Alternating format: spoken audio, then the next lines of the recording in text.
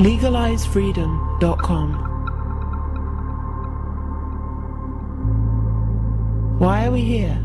Where do we come from? Where are we going? From the nature of reality to the future of humanity.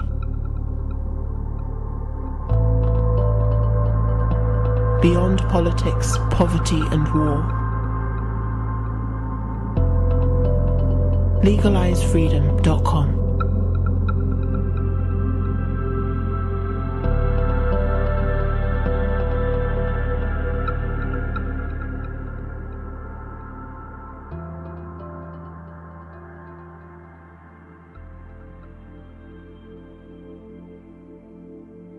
Greetings and welcome once again to LegalizeFreedom.com.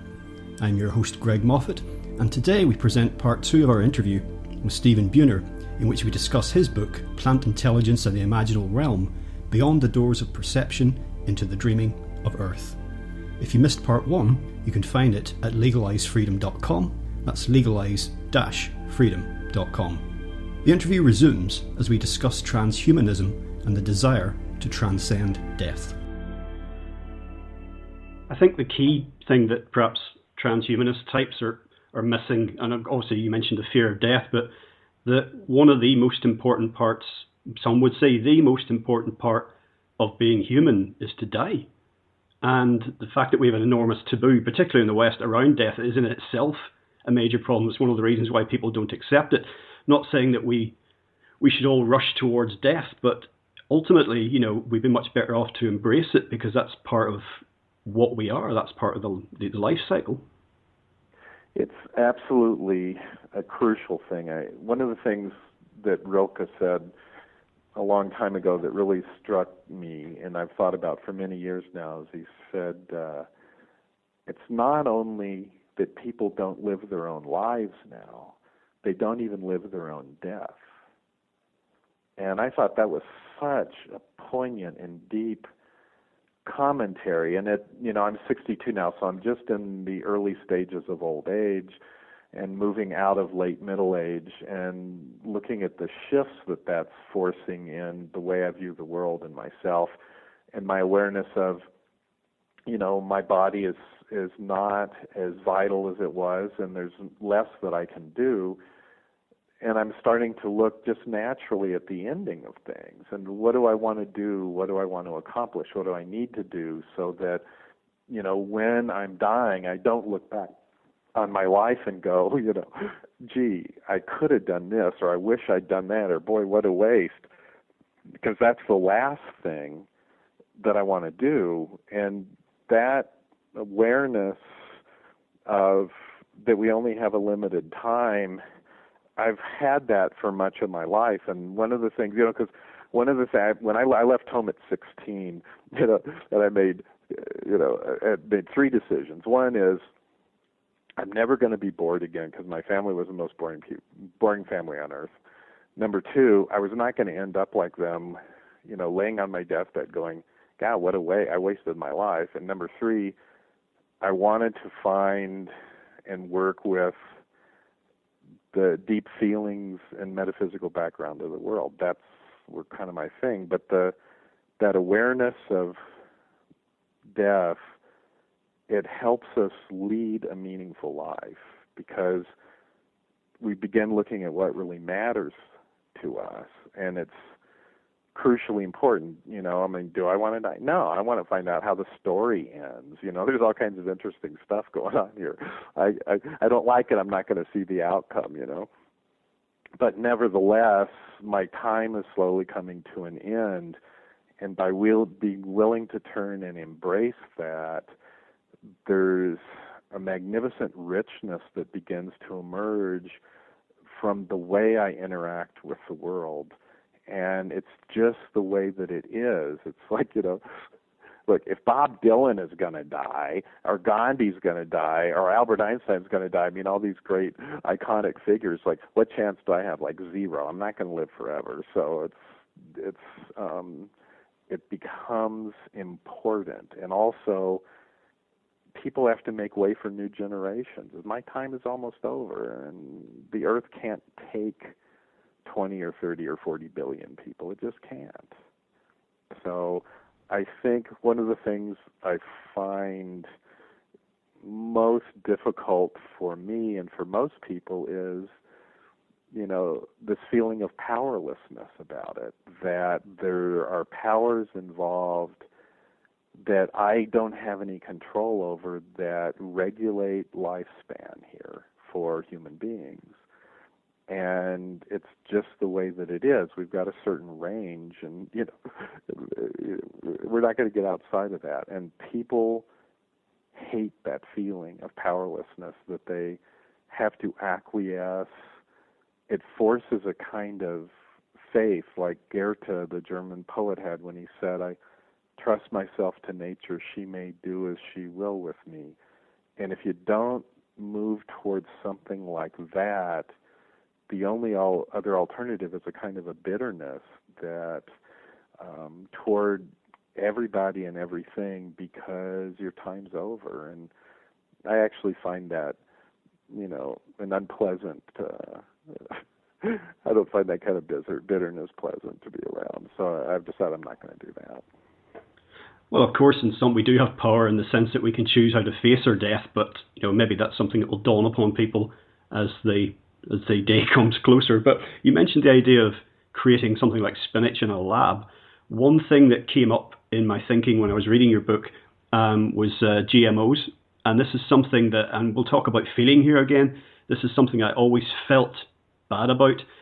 Every fiber of my being was saying, don't do this, don't do this. Not that it's all going to end in disaster, but there are it just feels wrong.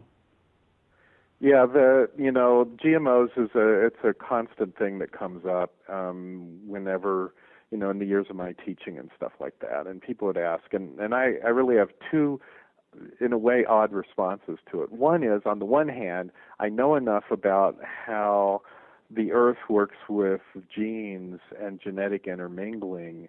Most people don't know that one of the major functions of viruses on the planet is to interblend genetic structures from everything together so they don't become too isolated. When you go way back, there was a common ancestor for every life form on Earth, and there's been this slow divergence over a long period of time.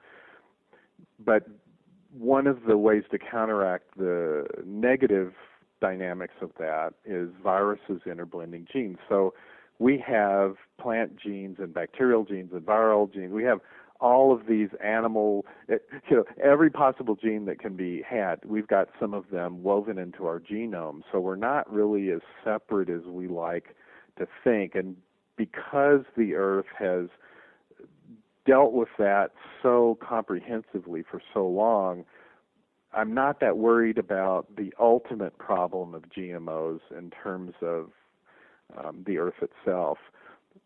But where I get into the place that it bothers me is like, human beings are just not smart enough to be messing around with this stuff because they don't know what's going to happen. Every time they make a pronouncement about something and then they start full bore down some pathway, it ends up badly.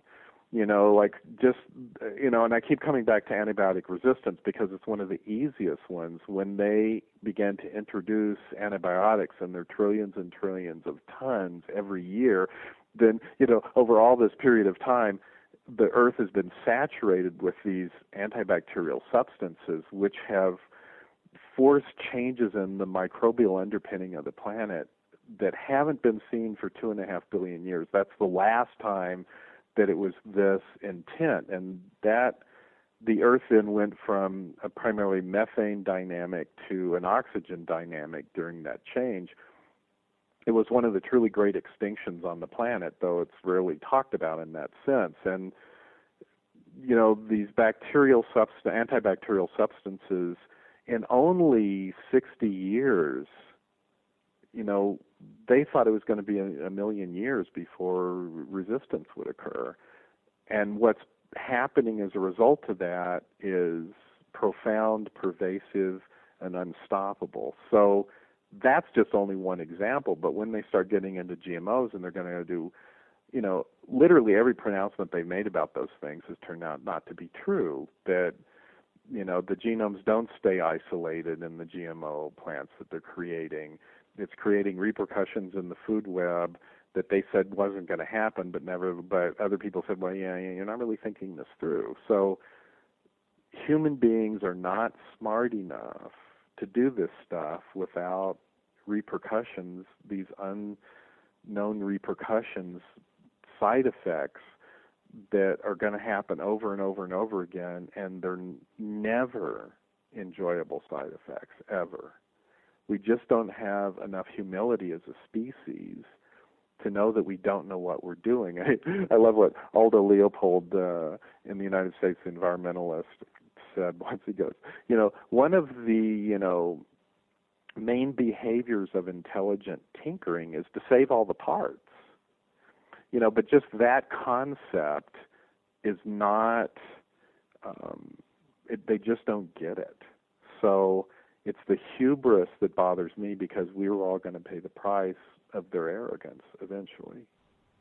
I feel a similar way about the Hadron Collider, to be honest with you. I think it's the most complex and most expensive in a line of examples of us trying to use hammer and anvil techniques to understand the ineffable. That's a beautiful sentence you just had. Oh, hammer and anvil to try to understand the ineffable. Thank you. That's beautiful. That's not copyright. Well, I'm also a writer. I'm a horrible thief, so I usually give credit, if I remember. Just thinking back to, I was a very keen gardener when I was a kid. When I say gardener, I don't mean flower beds, but growing veggies.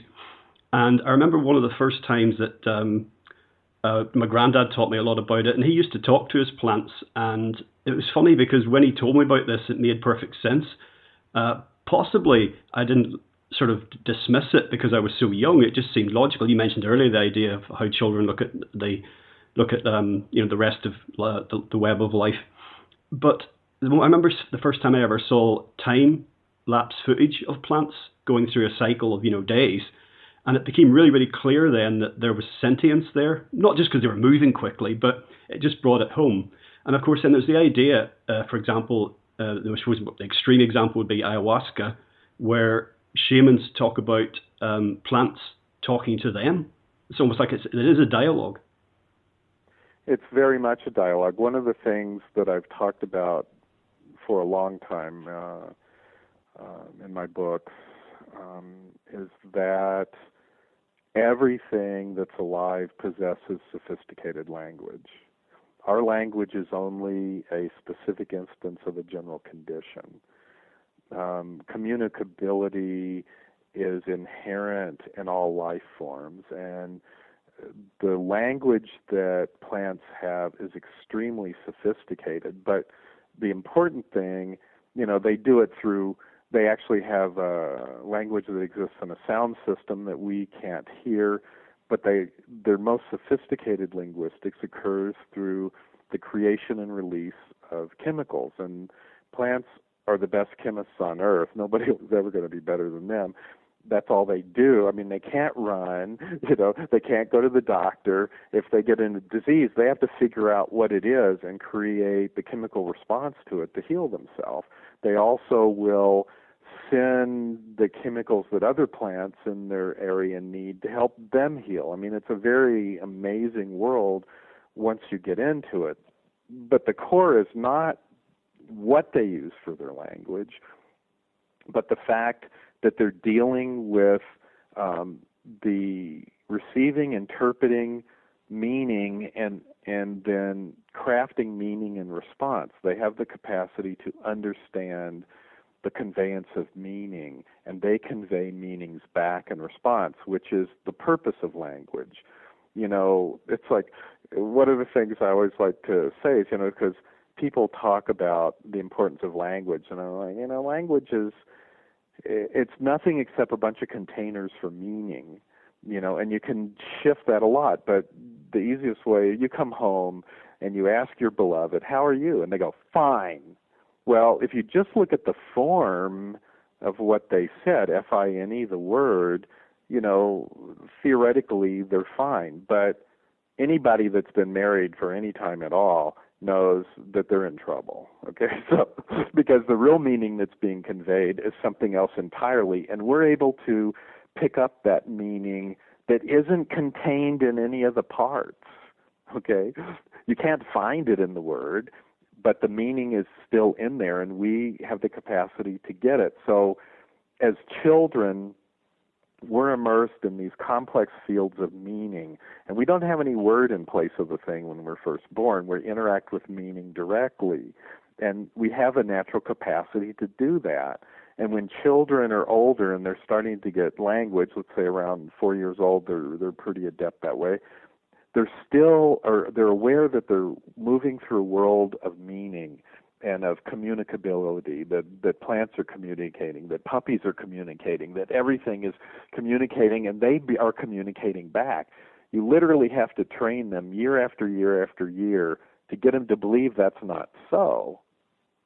It's the natural state. So when you look at people that have worked with ayahuasca or the plant shamans that have worked really deep with plants that way, all they've done is they've taken that capacity and honed it over a very long time. They've allowed it to become mature through much use and experience. So their capacity to work with sophisticated meanings of wide variation has been developed tremendously. Any of us can do that, and the important thing is that when we have our feeling sense is what enables us to detect a meaning that's touching us, and the kind of flavor of it. After a while, we learn how to interpret what the meaning is. Like when your beloved says "fine," that's what. It doesn't take long to interpret that one, and you kind of get what it means. But that's just sort of the doorway into how sophisticated that world can be. So, I've worked with plants now for 30 years or so, a very long time, and when I go to them, I experience them all as highly intelligent and highly interactive and possessed of a real sophisticated language, and I've spent a long time learning how to understand what they're saying and how to communicate back. That's just part of what we do, and so I talk in the book a lot about Barbara McClintock, who got the Nobel Prize for her work with corn transposons. And, one of the things she said is that if you want to do what I did, you have to understand that very first you have to have a feeling for the organism. Okay? Each one has its own personality, its own life, its own hopes and dreams. And she said, I never went any place that the corn did not first tell me to go.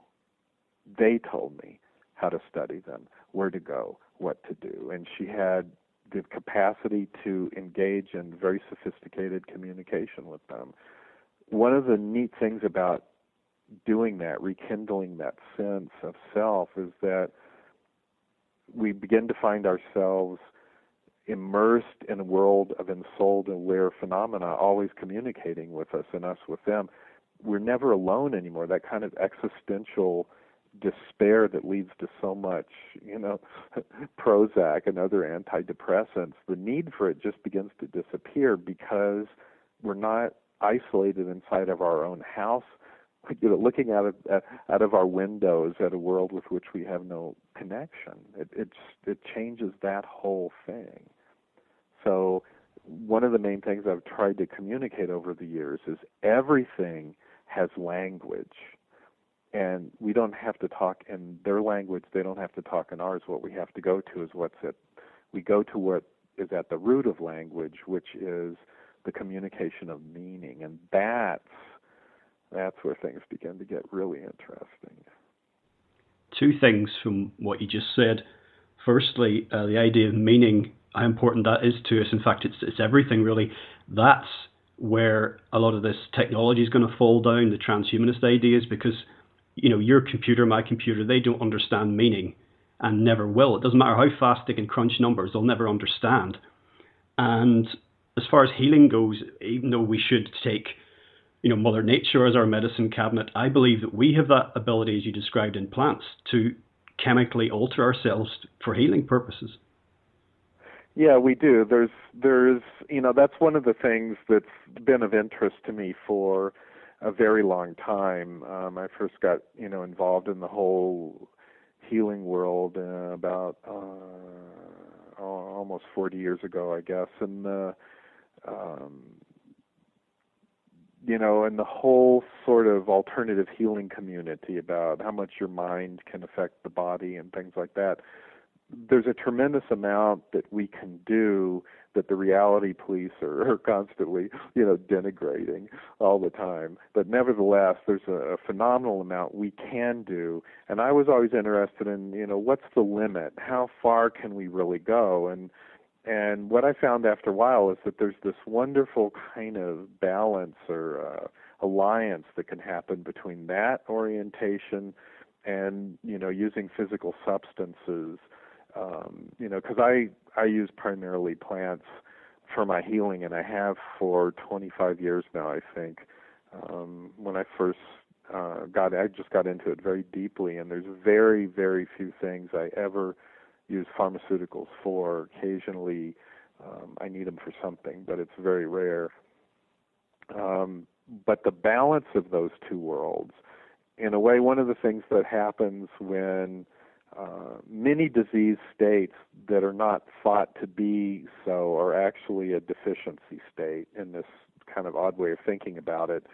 And I find that when I'm ill and I use a plant medicine, the body of the plant somehow is able to correct something that's not working correctly in the physical, in my physicality in my body somehow. It sort of either adds a substance that I need, or it shows my body how to shift. It gives it a sort of a template that it can use to shift its function in a particular way. And native peoples here that use plants would say things like, well, the body of the plant helps the body of the sick person heal, but it's the spirit of the plant that heals the disease. So there's a meaning inside the plant that comes along with it as medicine. And a lot of people in the sort of New Age alternative fields refer to that as maybe the energetics of the plant.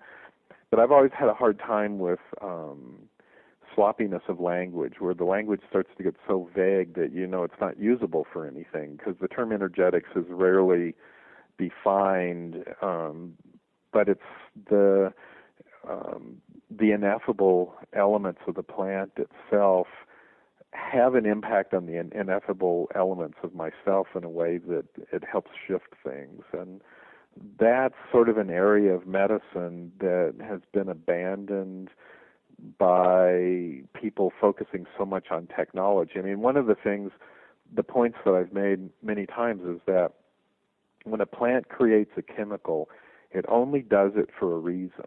Okay? It's like each chemical a plant makes is like a word or a sentence or like a paragraph or a chapter in a book. It's got all of these meanings embedded in it, and they make it and they release it into the world in response to communications to the plant. So it's like a word filled with meaning. When pharmaceutical companies make a chemical, there isn't any meaning inside of it. It's literally, at that level, it's a physical shape without meaning inside of it. So what they're doing is releasing noise. It's like white noise they're releasing into this scenario filled with meaningful communications. And it shifts things because it has impacts, but it doesn't shift it with any kind of rhyme or reason. It's just white noise, and it disrupts the system. So the necessity for meaning in the healing profession is very profound, and much of the healing that people get comes from the exchange of meaning between their caregiver and themselves. When people are deeply ill and they go to a physician for healing, one of the major things they want is companionship in a moment of darkness, that they need that contact that happens between two human beings, one of which is caring for the other, and that needs to infuse the medicine as well and the whole dynamic. But it's virtually never taught in the training of physicians. It's not considered an integral part of healing, and it's left out. But I've found it over all my years of work as a healer to be probably about, I think it's the most important thing, closely followed by whatever you're doing to like help them get better. I'd say it's at least 50% of the equation. When I was reading the book, this might be slightly outside the remit of it, but I was trying to think, okay, are human beings, quote unquote, special in some way? And I thought, what do we do? Then I thought, well, we have culture. Is that unique? And then I started to think, oh, hang on a minute. Maybe the intelligent apes have culture. What about whales and dolphins? They're very intelligent. Do they have culture? I don't know what your thought on that is. Every life form has culture. I mean, I talk about how bacteria create cities. They have sophisticated language. They have memory. They pass on stuff to their children, their offspring. They're learning. They create very specific culture.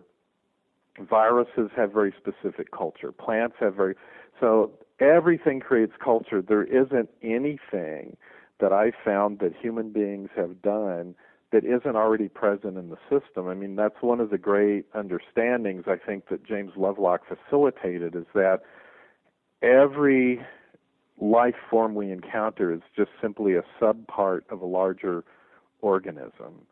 And as such, every life form that we encounter is going to reflect that larger thing. And so every organism has culture. I mean, they had culture long before we got here, and so we just have our own particular form of it. And it takes a long time. It took me a long time, coming from such a dysfunctional family, to basically reprogram my software. I mean, most of us possess inadequate software, or incorrect software, or contaminated software. And the software that we have, I mean, you can look at it as belief systems, but I actually like the term software now, because most people understand how software programs behavior.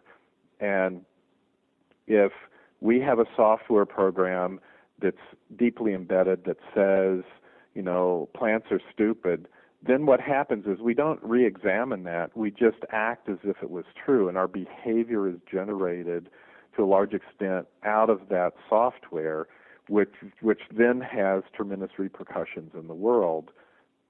Going through this process for so many years of engaging the world directly to find out what was really there, you know, after a while you start to see that there isn't really that much difference between human beings and everything else, that as many indigenous cultures and ancient cultures have always said, we're all kin and we sit in the circle of life together. So I see culture in plants, and I see culture in bacteria and in animals, and it's different than ours, that's all. There's a section in the book which I found particularly fascinating, where you deal with the question of psychedelics, psychotropics, whatever you want to call them. I know you go through various categories and purposes there, but the most interesting thing about this is that substances like DMT are everywhere. We tend to think of them as like cropping up in little pockets and having no purpose, but as I see it, nature doesn't create things without purpose. And it's most interesting, some of the conclusions that you come to about why these substances exist in nature. And that, you know, one of the things that's really struck me for years is we don't normally ask the right questions. And, you know, I've seen that, you know, in people that I respect, they will often say something like, the important thing is to ask the right question. And it's only as time went on that I began to understand we just never asked the right questions. Like, what is the ecological function of psychotropics? That's not a question anybody's ever asked. Most people look at it. I remember when it was sort of emerging because of my age, where psychotropics really emerged into human awareness in the West. And everybody was just astounded at the experiences people were having. And then I remember them going, oh, it's amazing. It fits this kind of keyhole in our neural network. Isn't that amazing? You know, it's like, but nobody ever thought, well, you know, these things have been around for, you know, 170 million years or longer. And we've been around for, you know, 35,000 years in this form. And they must have been doing something before we showed up, but it's all interpreted in terms of us, like, and then we say, oh, it's really screwing up the kids. We got to make a law about this because, they're getting high and having fun and making unusual art. We better stop that. Typical Protestant response. So the thing is, I began to look at what is the ecological function of psychotropics, or neurognostics, as I like to call them. But the interesting thing is that when you understand that the neural networks of every living organism on this planet are identical in nature, okay, that's a meta pattern that runs through the world. And then you look at what the psychotropics do so you talked earlier about the sensory inflows that we have. Well, actually what's true is that we're literally immersed in a field of sensory inputs, and all of those sensory inputs, inside them, they're just like words. They're filled with meaning, okay? So all of that, every bit of it, 100% of the sensory meanings in which we're immersed are coming into our neural network, and our neural network then begins to shut down parts of it. They gate it out so that we don't get overwhelmed by the inflows until just only a tiny bit reaches our conscious mind. And the interesting thing is about what psychotropics do is that they affect that gating dynamic in every organism that exists that has a neural network, which is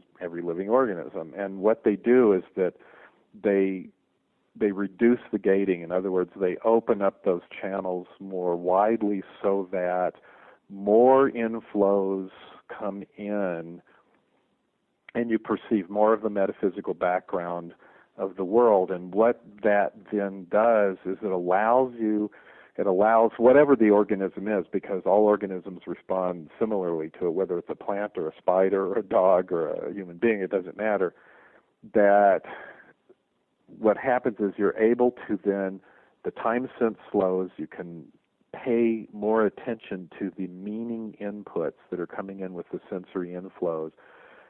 You are able to access more of the meaning field. In other words, you're able to find the root of causes, let's say, that are causing impacts in the world, and then it allows you to choose from a greater range of behavioral options in response. In other words, it acts as a depatterning factor. It gets you out of habituated response patterns, and it allows innovation to environmental perturbations that normally we can't perceive.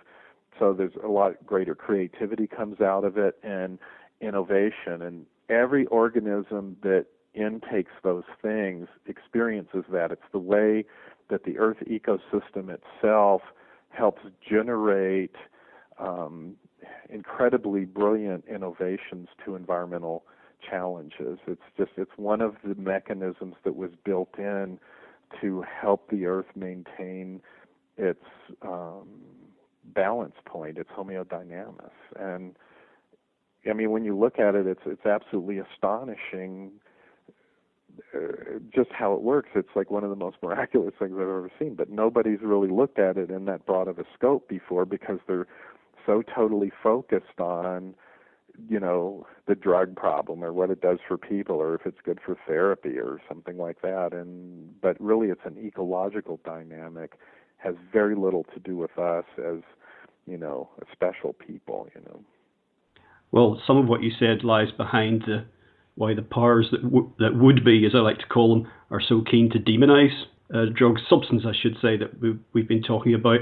On a basic level, the first time I took LSD, it showed me very clearly that everything was interconnected and it was fundamentally the same stuff, which of course, cutting edge science reveals that anyway, but I was able to, in the room I was, it was the carpets, the curtains, the TV, the cat. It was all like one dynamic flow of molecules, and it just then if you map that onto an ecological sense or a sense of the part that you have in the web of life, then certain things become very clear about what you should and shouldn't be doing. Yeah, that it rekindles that sense that we naturally had in childhood And it also, one of the major things it does is it thins the boundary between us and everything else. So it naturally engenders a tremendous empathy or an empathic response. It actually facilitates that. And we begin to see the world from the other's point of view. And it directly counteracts the belief that the earth is dead, that we can use it for resources. And so, I mean, one of the things that I found to be fundamentally true is that we are given an injunction as we're growing up, which we must not extend awareness further than our society wants it to go, or our culture wants it to go. And once we begin to do that, we become a danger to the culture itself. You know, some of the people that I quote in the book, they would say that the people that use drugs like this are even naturally expanding their perceptual frame in this way.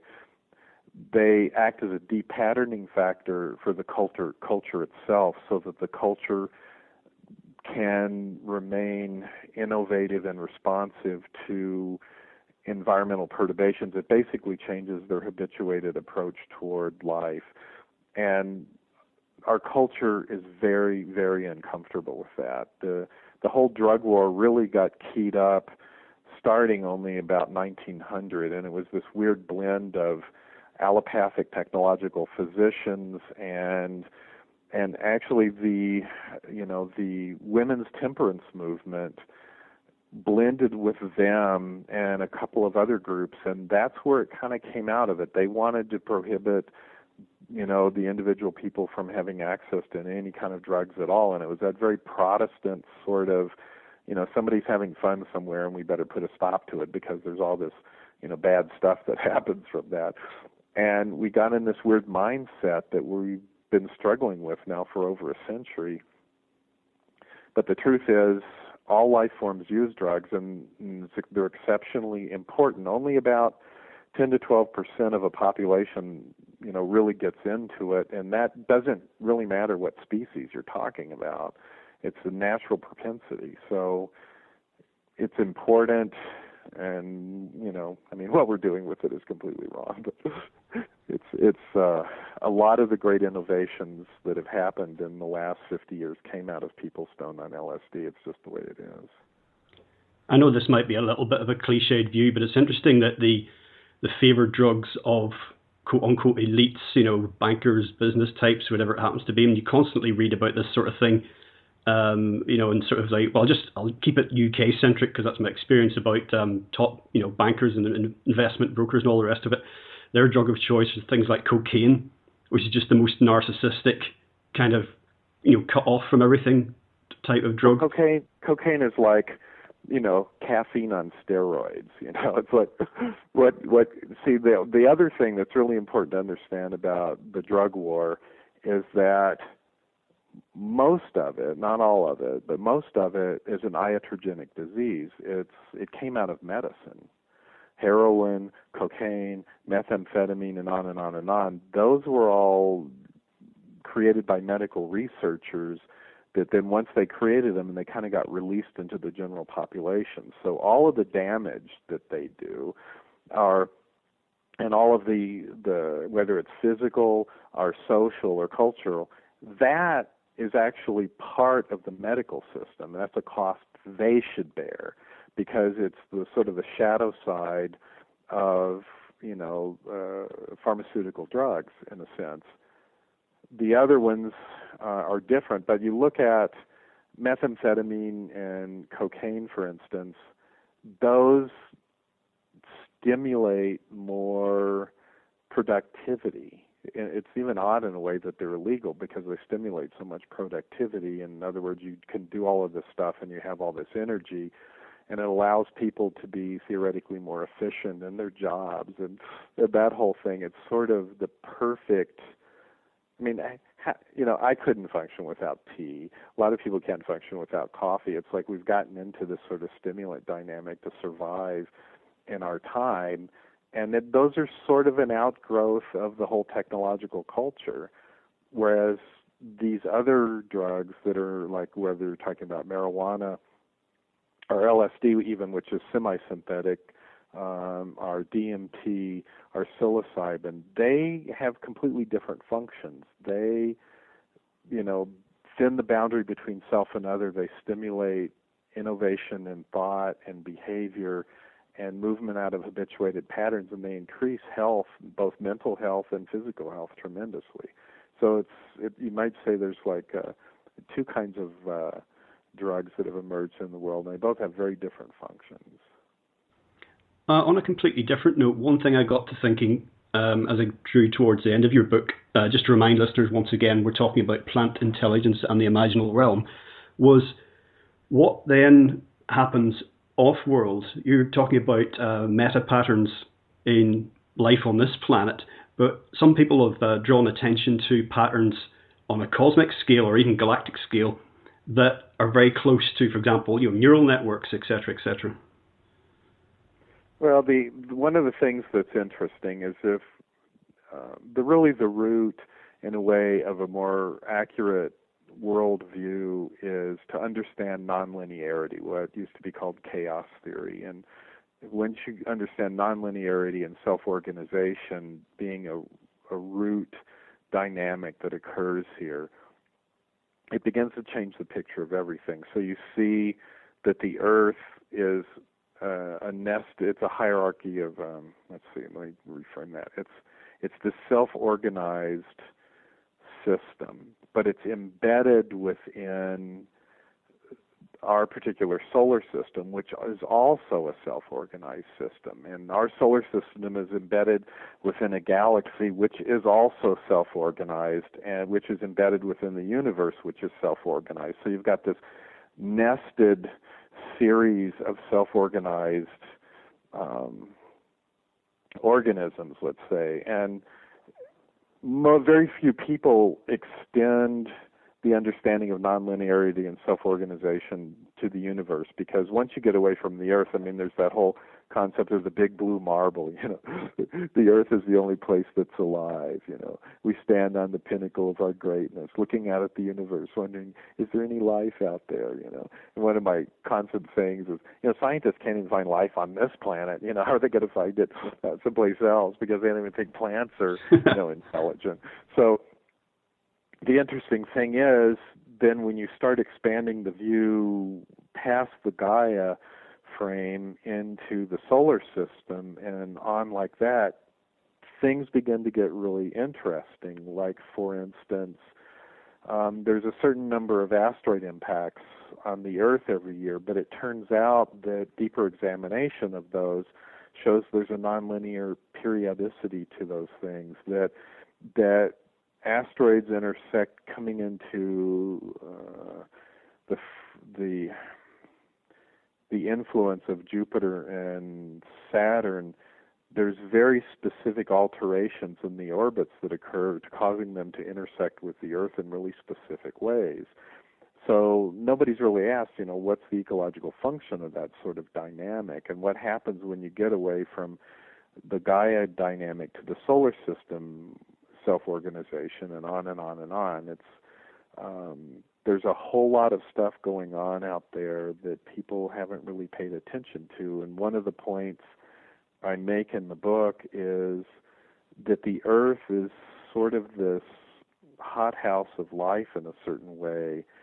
And every time an asteroid impacts it in a certain way here, it sends those life forms out into space where they get caught in the cosmic winds. It's a form of wind pollination where they go to other planets. It takes anywhere from 500 million to 1 billion years once life is seeded somewhere for it to begin to develop the way it did on Earth. And I got led to this in a sense to look at it this way because Richard Dawkins made a ridiculous statement saying the Gaia's not alive because Gaia doesn't reproduce, which I thought, well, that's stupid anyway. The guy's going to live, to be 80, and there's this planet 4.5 billion years old. How does he know what Gaia does or doesn't do in 4.5 billion years? But when you begin to look at it, you begin to see that there's a constant movement of bacteria from this planet out into space to other places, and giant volcanic eruptions here send it out. And what's more, there's the major point I make in there, we're like bees, as Buckminster Fuller said. We're like bees going around looking for honey without realizing that we're performing cross-pollination. And with all of our space probes to all of the other planets and everywhere, we're carrying the fundamental bacterial underpinnings of Gaia seeding everywhere that we go. And I hardly ever would see stuff like that in the news reports until the book came out. And then I've seen there's one a week now about they sent the Mars rover to Mars, and they built it in a clean room, but they examined the bacterial contamination that occurred anyway. There were 375 different bacteria that contaminated the Mars rover before they sent it. And so they took those bacteria and they put them in Mars-like conditions to see how they would survive, and 11 of them survived just fine. So we've already seeded bacterial seeds basically throughout our solar system. It's part of what Gaia does, and we have a fundamental part of that. I hope that doesn't come back to bite us in millennia to come, Martian invasion. Yeah, but it'll take 500 million to 1 billion years before those seeds develop. That's how long it took here once the Earth was seeded. So I think we'll be just a memory about that time. I don't think we're going to last 1 billion years. No, it doesn't. Well, actually, as we bring things to a close today, actually, on that thought, really, we're facing tremendous problems at the moment. And some people are calling time saying, we're not going to make it. I personally am hopeful. And I get the feeling that you are as well, that if we can make the shift in consciousness required to get through this, just things are not going to look the way they do now. We're just going to be living differently, and I'd say that would be a good thing. And as you point out in the book, we do have an ecological function on the planet. It's popular these days to human bash and say that we're a plague or a cancer, but it's just that the answers to all this are in this other realm. They're just not to be found in our laboratories or sometimes even in our waking consciousness. To understand Gaian function, you have to see almost at 90 degrees to our normal orientation. Stuff happens here over really long timelines that human beings don't normally pay attention to. I had to realize after a while, Gaia doesn't make mistakes. Gaia's not going to allow the creation of an organism. Gaia's been at this for 4.5 billion years. We're Johnny-come-latelys. It's not like Gaia all of a sudden screwed up after 4.5 billion years and unleashed this plague on the planet. It's not the way it works. And if you really trust nature, if you trust Gaia, you have to look with different eyes at what's happening here. What's the ecological function of human beings? And that's an important question. So everybody's really concerned about what's going to happen. We're in the 6th great extinction, technically the 7th, but they're calling it the 6th because they don't count the bacterial one that happened before. But the thing is, our civilization, James Lovelock is completely accurate. Our civilization is not going to survive the changes that's happening. He would like it to, and he has ideas about how to try to get it to, but it's not likely that it's going to survive. But human beings are going to survive fine. One of the things that we forget is it's not like our ancestors lived impoverished lives. It's not like, people created great music, people fell in love, people had children, people had fulfilled lives. In a lot of ways, to me, the important thing is that we have a fulfilled life. And that we had those before we had automobiles, before we had telephones, before we had physicists, before we had PhDs, before we had Christianity, before we had science, before we had all of that stuff. And we forget that it's still possible and it's still going to happen. It's like somehow we think we have to hold on to this civilization, this technological structure that we've created, and everybody's terrified that it gets lost. Yeah, we'll have to work again in different ways, but the interesting thing is studies of indigenous cultures, of hunter-gatherers, showed that on average they worked about 15 hours a week to get all of their basic needs met, and the rest of the time was spent mostly in leisure pursuits. So, I'm not that worried about it. It's just the change that we're going to go through is going to be painful, there isn't any way around that, but nevertheless, I have a fundamental belief in human beings and their capacity to respond and find a meaningful life for themselves, and that hasn't changed. If anything, it's stronger now than it's ever been in my entire life. Stephen, today we've been talking about your book, once again, Plant Intelligence and the Imaginal Realm. Perhaps you've got some things you might like to share with listeners before we go, website perhaps. I understand you're coming over to the UK to teach at Schumacher College. Yeah, I was really quite happy that Stephen Harding asked me to come over and speak there, and I've known about Schumacher for a long time, so I'm very excited about that.